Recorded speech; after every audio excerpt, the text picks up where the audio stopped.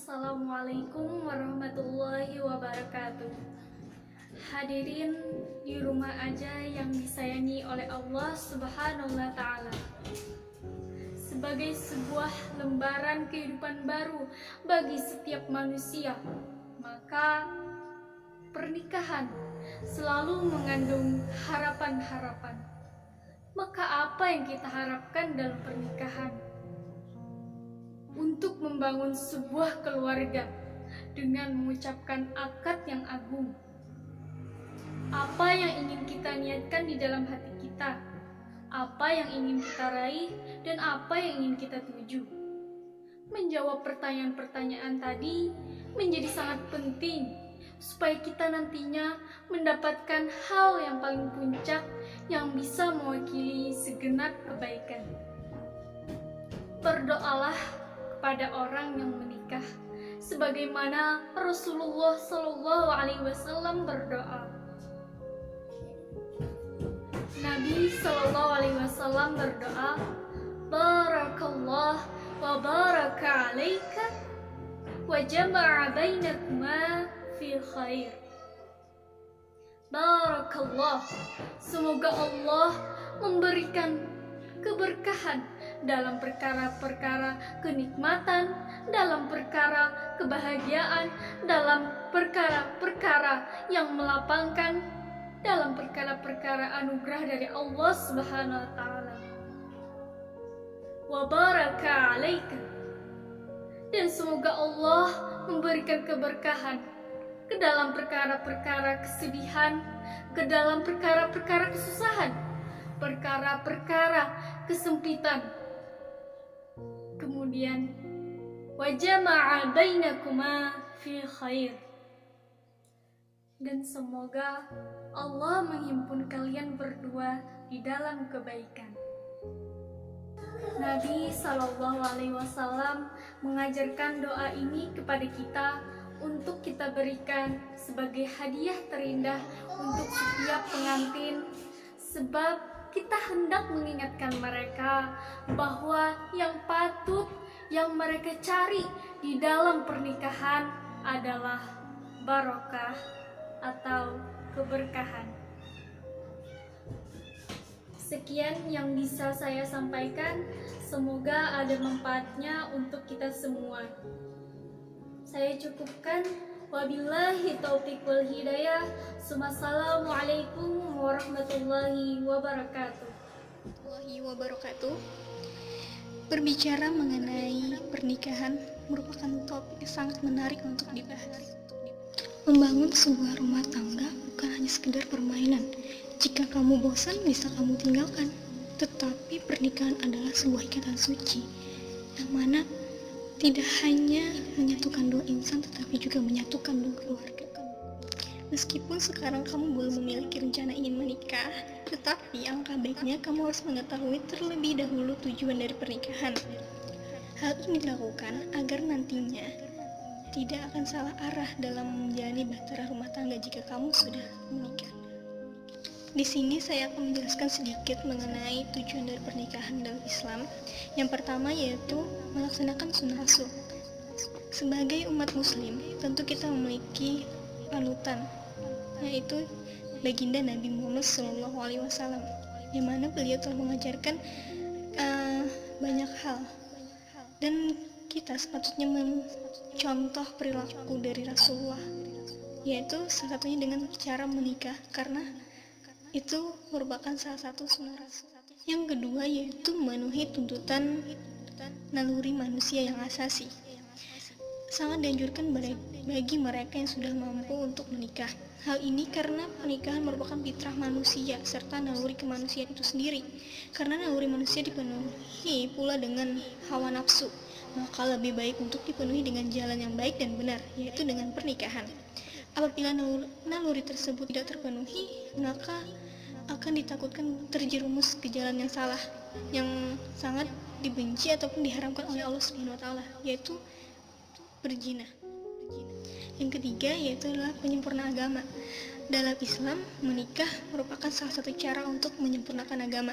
Dengan menikah, maka separuh agama telah terpenuhi. Jadi, salah satu dari tujuan pernikahan ialah penyempurna agama yang belum terpenuhi agar semakin kuat seorang muslim dalam beribadah.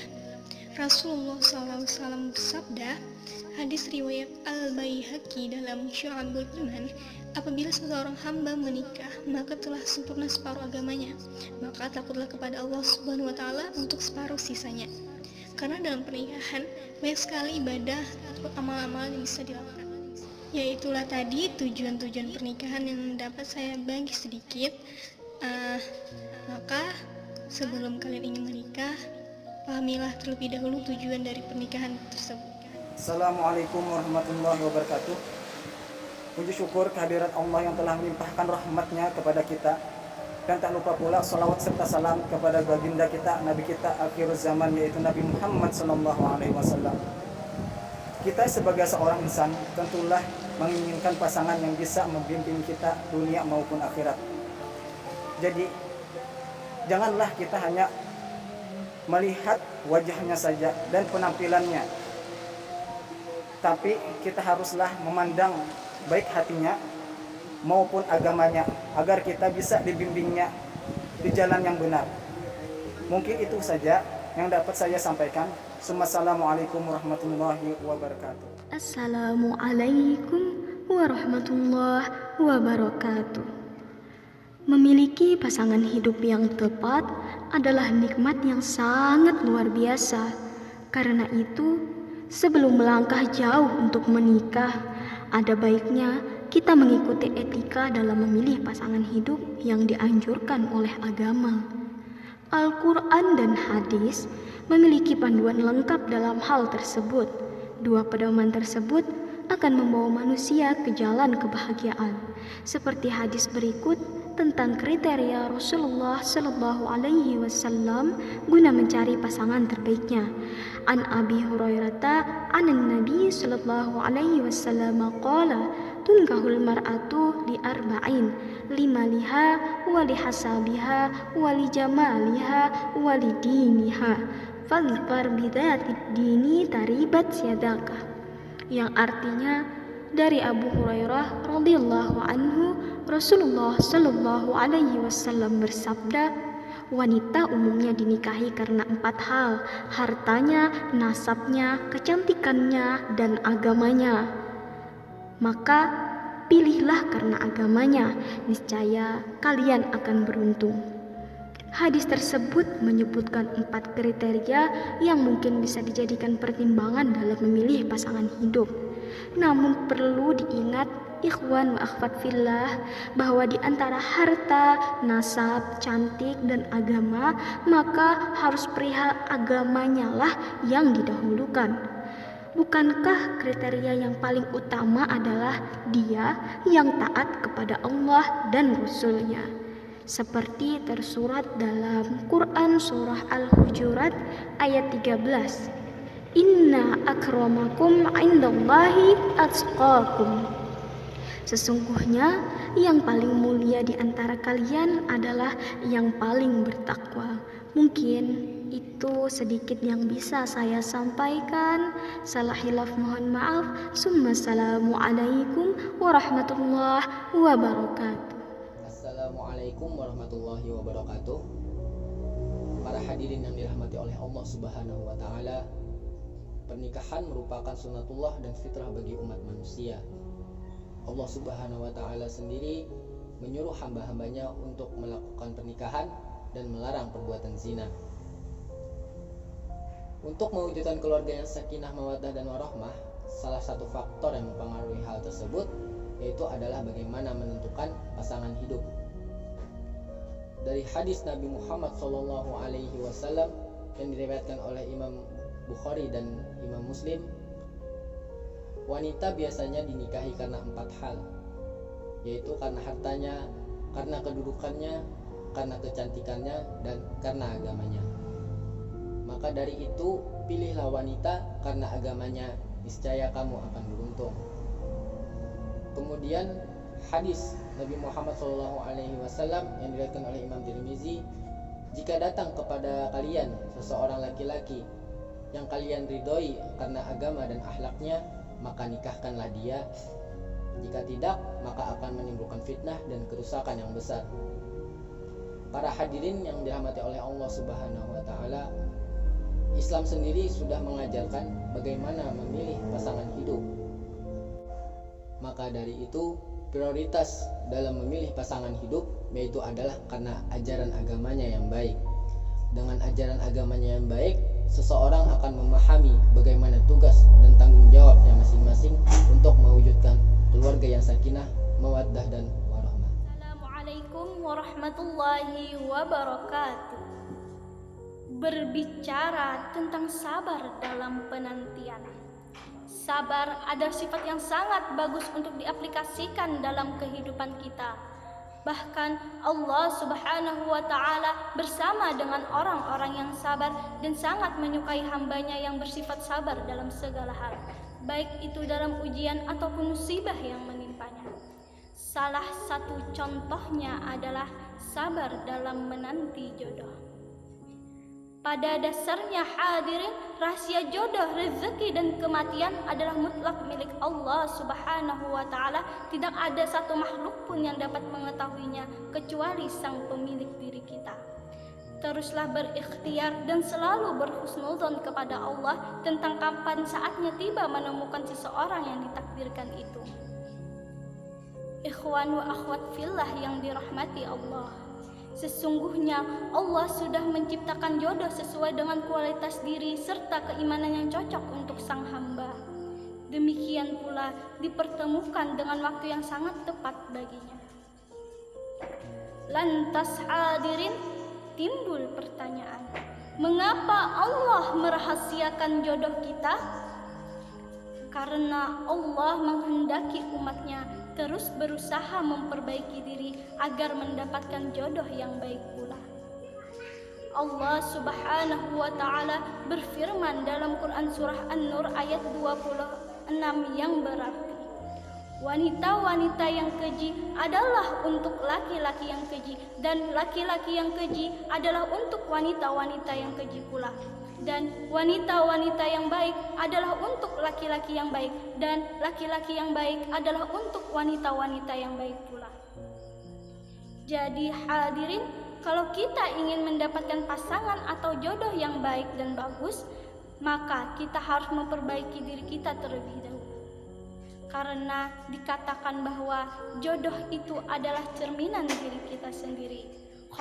Assalamualaikum warahmatullahi wabarakatuh. Bismillahirrahmanirrahim. Alhamdulillahirabbil alamin. Wassalatu wassalamu ala asyrafil anbiya'i wal mursalin sayyidina wa maulana Muhammad wa ala alihi washabbihi wa barik wa sallim ajma'in. Amma ba'd. Ikhwan wa akhwat billah yang insyaallah dirahmati Allah Subhanahu wa taala. Pada kesempatan kali ini saya ingin membawakan pembahasan yang berjudul kriteria-kriteria dalam memilih pasangan hidup. Nah, jadi sebelum itu saya ingin menjelaskan tentang nikah terlebih dahulu. Jadi nikah ialah suatu ikatan janji yang suci, yang kokoh, yang kuat untuk hidup bersama secara sah, baik secara agama maupun negara, antara laki-laki dan perempuan, untuk membangun keluarga yang sakinah, mawaddah, warahmah, dan tentunya yang diridhai Allah Subhanahu wa taala. Jadi sebelum kita ke jenjang nikah, pastinya kita mencari pasangan hidup.